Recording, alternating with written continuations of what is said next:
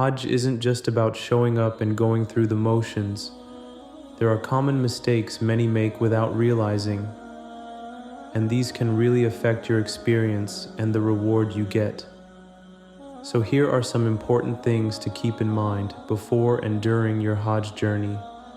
First, always keep your intention pure and focused. When you're busy with flights, schedules, and all the planning stress, it's easy to lose sight of why you're there. Remind yourself often, you're doing this for the sake of Allah alone, not just to say you've completed Hajj. Next, make sure you know the rules of Ihram clearly. Many slip up on small things like using perfume, cutting nails or hair, or wearing stitched clothes if you're a man.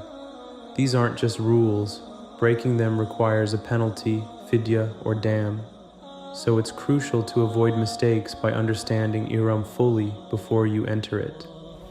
Patience is absolutely necessary.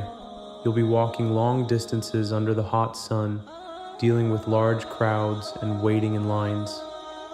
It's easy to get frustrated, but losing your temper only adds stress and distracts you from the spiritual focus. Remember, controlling your anger is part of your worship. Also, avoid letting your phone distract you. It's tempting to record every moment, but don't miss the actual experience by staring at a screen. Put your phone away often and fully take in what's happening around you.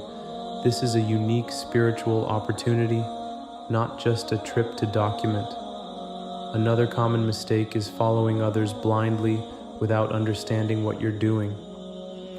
If you don't learn the meanings of the rituals or the du'as, your Hajj risks becoming mechanical. Take time to learn and understand each step so it connects with your heart, not just your feet. Be considerate to those around you. Everyone is tired and overwhelmed, but pushing, cutting queues, or arguing only makes things harder for everyone.